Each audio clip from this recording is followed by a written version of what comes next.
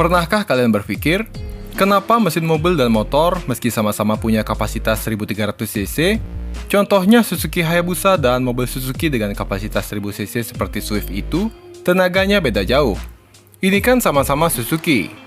Mengapa Suzuki nggak masukin aja tuh mesin 1300 dari Hayabusa ke mobil mereka? Kalau misalnya mesin 1300 motor dipasang pada mobil, pasti kencang tuh. Nah, itu kalau kita ngomongnya tanpa mikir. Ada banyak alasan kenapa mesin mobil yang punya kapasitas sama dengan mesin motor, tenaganya bisa jauh berbeda. Tapi perlu diingat, pada sebuah kendaraan, nggak melulu soal HP ya, ada torsi juga. Nah, ada beberapa poin yang membuat mesin motor itu kurang cocok jika dipasangkan ke mobil harian, meski sebetulnya bisa-bisa aja. Alasan pertama, karakteristik mesin yang berbeda. Mesin motor dirancang untuk berputar pada putaran tinggi atau RPM tinggi, dan memiliki karakteristik yang cocok untuk kendaraan yang membutuhkan akselerasi cepat dan manuver di jalanan dengan kecepatan tinggi. Mesin motor biasanya memiliki torsi rendah di putaran mesin rendah dan cenderung lebih sensitif terhadap variasi kecepatan. Di sisi lain, mobil dirancang untuk memberikan torsi yang lebih stabil di berbagai rentan RPM dan untuk beban yang lebih besar seperti membawa penumpang dan barang. Dalam jangka waktu yang lama, mobil perlu torsi yang besar pada RPM bawah, sehingga mesin mobil cenderung lebih efisien pada putaran rendah hingga menengah, dan memiliki pengaturan torsi yang lebih optimal untuk mobilitas sehari-hari.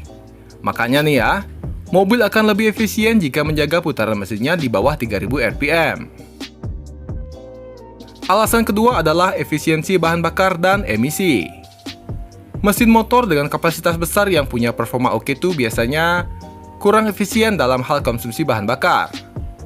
Motor 1000 cc pun dengan bobot yang di bawah 200 kg itu, rata-rata konsumsi bahan bakarnya di angka 11-18 liter kalau pelan.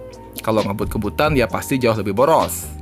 Nah, jika dipasangkan pada kendaraan yang lebih besar seperti mobil, dengan bobot misalnya 1 ton lah untuk rata-rata bobot city car, mesin motor bisa menjadi sangat tidak efisien, terutama dalam hal pengaturan emisi dan konsumsi bahan bakar yang stabil pada kecepatan rendah atau saat beban penuh. Selain itu, dengan torsi yang kurang, tentu akan menjadi masalah jika dibawa menanjak. Mesin mobil biasanya dirancang untuk efisiensi bahan bakar yang lebih baik dalam jangka panjang, dan untuk mengoptimalkan konsumsi bahan bakar pada berbagai kecepatan, serta menjaga emisi pada level yang lebih ramah lingkungan. Kalau alasan ketiga adalah kenyamanan dan kestabilan. Mesin motor pada umumnya menghasilkan getaran yang lebih tinggi, terutama pada putaran tinggi, yang bisa mengganggu kenyamanan pengendara jika dipasang di mobil. Mesin yang lebih besar dan bertenaga dapat membuat mobil menjadi sulit dikendalikan dan dapat menyebabkan rasa tidak nyaman pada kecepatan rendah.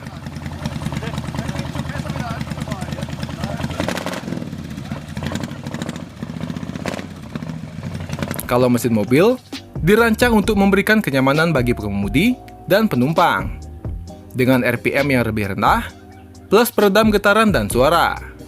Ini penting dalam kendaraan yang lebih besar dan lebih berat. Alasan keempat adalah ukuran dan distribusi bobot. Mesin motor meskipun kompak, biasanya tidak dirancang untuk menangani beban berat yang ada pada mobil. Mobil memerlukan mesin dengan distribusi berat yang sesuai agar stabil saat berkendara dan tidak mengganggu keseimbangan kendaraan. Mesin motor cenderung lebih ringan, tetapi mungkin tidak dapat mendistribusikan tenaga secara merata ke seluruh roda pada mobil.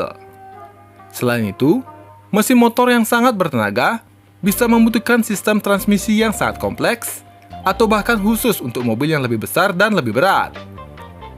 Alasan kelima dan yang terakhir ialah daya tahan. Mesin mobil didesain untuk bertahan dalam jangka panjang dengan pemeliharaan yang lebih sederhana dan biaya operasional yang lebih rendah. Sementara, mesin motor cenderung lebih terfokus pada performa dalam jangka pendek, dengan kecepatan dan akselerasi yang tinggi. Karena beban yang lebih berat pada mobil, mesin motor mungkin akan mengalami kehausan yang lebih cepat jika digunakan dalam jangka panjang.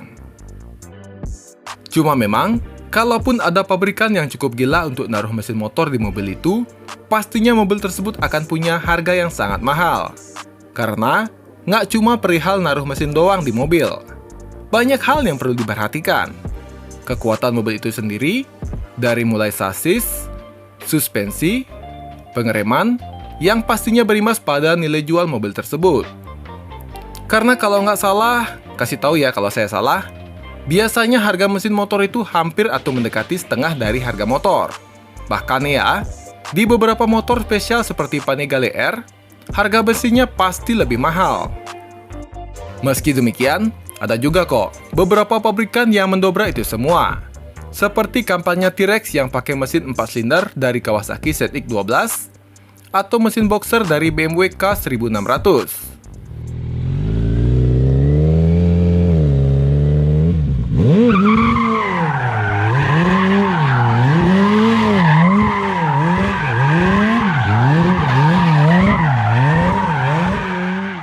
Ada Ariel Atom yang pakai 2 mesin Suzuki yang digabungkan.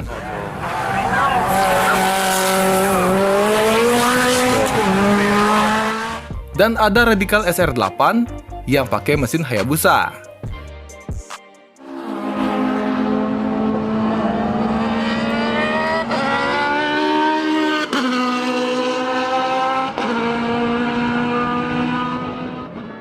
Cuma untuk Ariel Atom beda cerita. Karena setelah proses modifikasi ekstrim semacam ini ya sudah nggak bisa dikatakan mesin motor lagi. Cuma memang, mobil-mobil ini punya mesin motor dari lahir. Tentu penggunaannya berbeda dengan mobil kebanyakan. Mereka juga punya bobot yang sangat ringan, yang disesuaikan dengan tenaga yang dihasilkan. Selain itu, mereka akan lebih cocok jika dipakai untuk track day saja, bukan untuk dipakai sehari-hari. Plus, harga mobil-mobil ini lebih mahal ketimbang mobil biasa. Nah, cuma karena mesin motor itu punya performa yang besar tanpa harus menaikkan kapasitas mesin, di dunia balap yang punya regulasi khusus, ada juga nih orang-orang yang memodifikasi mobilnya dengan swap pakai mesin motor. Seperti balapan pada ajang Hill Climb Team Attack, yang memperbolehkan pakai mesin apapun. Cuma nih ya, di Indonesia saya belum pernah lihat tuh mobil pakai mesin motor. Atau sudah ada yang buat, tapi saya belum tahu aja. Komen deh, kalau ternyata sudah ada yang bikin. Tapi, kalau sama-sama 4 silinder, kenapa mobil nggak punya suara seperti Moge? Sebetulnya mobil apapun kalau mau suaranya gede ya bisa aja, pakai knalpot free flow. Cuma, karena RPM mobil di set rendah, ya suaranya nggak akan senyaring motor multisilinder yang punya RPM di atas 15.000. Oh ya, firing order juga ngaruh. Meski sama-sama 2 silinder, Yamaha MT-07 punya suara yang lebih merdu ketimbang Kawasaki ER6. Intinya suara irgasem ini dihasilkan oleh raungan mesin di RPM tinggi. Semakin tinggi RPM, raungan semakin besar. Contohnya, Kawasaki ZX-25R. Suaranya lebih meraung ketimbang ZX-10R kan ya? Meski larinya kurang. Dan Bugatti Veyron yang punya 16 silinder, suaranya nggak semerdu Lexus LFE. Well, sekian video kali ini. Seperti biasa, like jika kalian suka, dan subscribe bagi yang belum. Sampai jumpa di video selanjutnya. Terima kasih.